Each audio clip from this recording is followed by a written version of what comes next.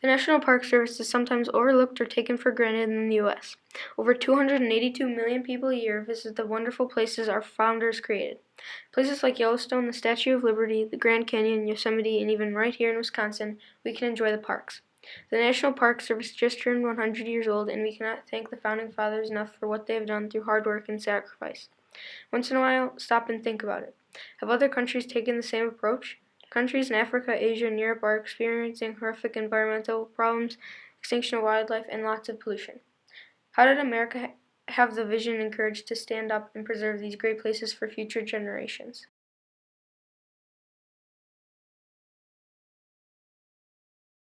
The National Park Service, founded in 1916, preserved many pieces of wildlife and helped reduce environmental problems in the U.S.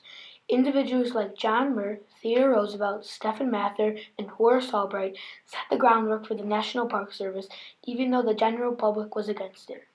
Due to their vision, hard work, and sacrifice, the National Park Service system is now the envy of the world and laid the foundation for today's current environmental movement.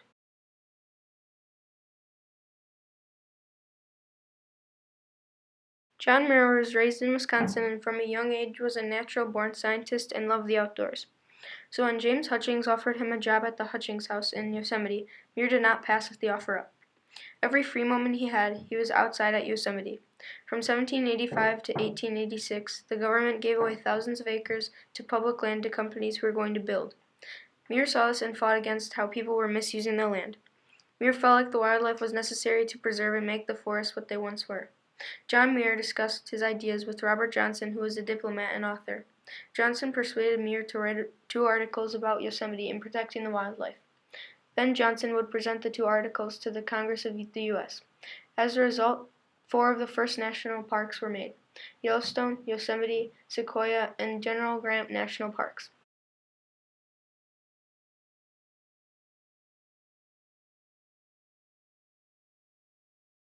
In 1903, Muir received a letter from Theodore Roosevelt saying that he supported his ideas and feelings about forest preservation and wanted to talk to him. So as a result, Muir and Roosevelt went on a camping trip into the Sierras in Yosemite National Park, California. Roosevelt said to Muir, "I do not want anyone with me but you, and I want to drop politics absolutely for 4 days and just be out in the open with you." After the 4 days were over, everybody knew John Muir and what he stood for. With the public interest of conservation, Robert Johnson suggested a club should be formed. The club is called the Sierra Club. The Sierra Club is an environmental organization in the United States. It was founded on May 28, 1892, in San Francisco, California, by John Muir, who became its first president. The original members at first thought of the club as an outing club, but then they were soon to realize that they could have an impact on the protection of wildlife. The first success of the Sierra Club was that the club started recording the names of the people who went mountain climbing. They kept track of who was on the mountain at the same time and whether these adventurers got lost or not. By 1903, the club had grown enough to have an office building in San Francisco. Then in 1909, after the San Francisco earthquake had happened, the Sierra Club was growing again. Members were now volunteering their time to build trails in the High Sierra. This began a Sierra Club tradition of keeping the trails of all the national parks in good condition for hiking. The Sierra Club today has become a watchdog of the environment. In fact, one of the main reasons that the National Park Service was formed was because of Sierra Club urging Congress. In 1939, 1959, 1961, and 1964, the Sierra Club put an end to matters that were going to damage or destroy the national parks. The club also urged the U.S. government to sign several acts to help the environment. The Sierra Club did various acts toward the environment, including stopping the pollution in Lake Superior, establishing many wilderness areas, stopping highways from being built on National Park Service land, and establishing U.S. policies to protect the Antarctic environment. The Sierra Club also was a leader in establishing the National Park Service's Legal Defense Fund. This means that if any companies or individuals want to build on the land that the National Park Service owns, they cannot. There is now a permanent branch of the Sierra Club in Washington, D.C. There, people keep up with current events that could threaten or damage wilderness.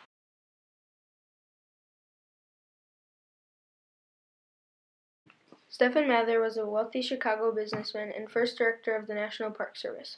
He made his fortune in borax mining. Born in 1867, he possessed political skills in an easy manner with the rich and powerful.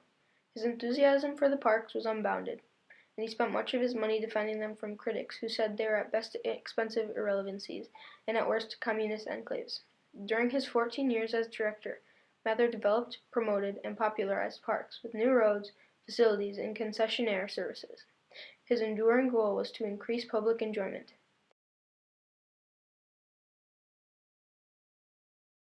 What amenities that the parks offer do you use? We have used campgrounds in many of the parks. We have used hiking trails. We've used bicycle paths. We've used the waterways, canoeing and kayaking on lakes. We've used the ranger services for guides. We've used the park headquarters and for the displays and buildings to be learning about the parks. We have used Denali has bus trips that take you past where the roads go so that you can, and it was a ranger-led tour that we actually took, which was really interesting. It was about a 5-hour trip out into the mountain in Denali. So all those things are great amenities that we've used in the parks.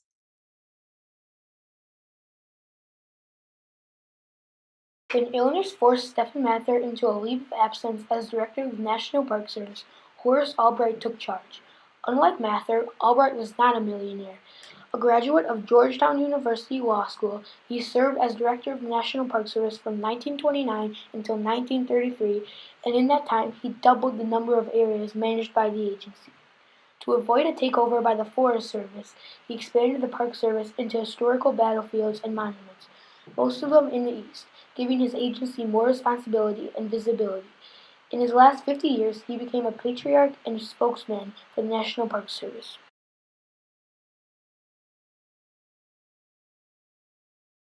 And it's a lot of grassroots driven. That means people like you and me and just folks who really care about having a National Park Service area in Wisconsin, having great hiking in Wisconsin. So there's thousands of volunteers who come out every year and help maintain and expand the Ice Age Trail.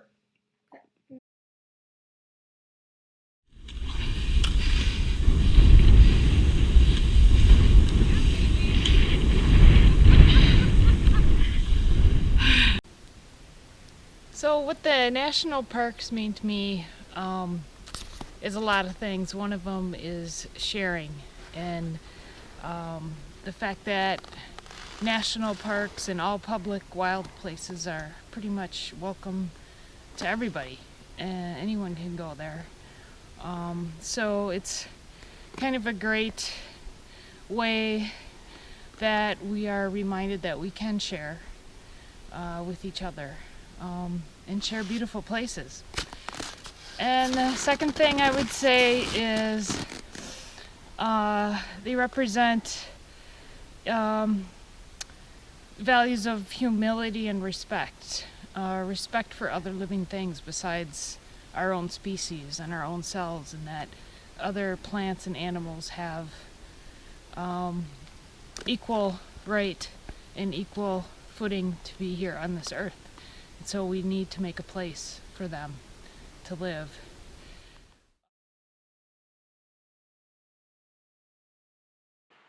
The future of the National Park Service and other departments of protecting the environment are influenced by presidential elections and congressional priorities.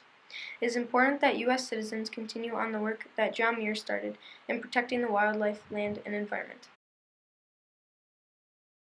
In conclusion, the National Park Service helped preserve many pieces of wildlife and helped reduce many environmental problems. The individuals mentioned in this project fought to protect the parks even though the public was against it. The National Park Service is the foundation for the world's current environmental movement.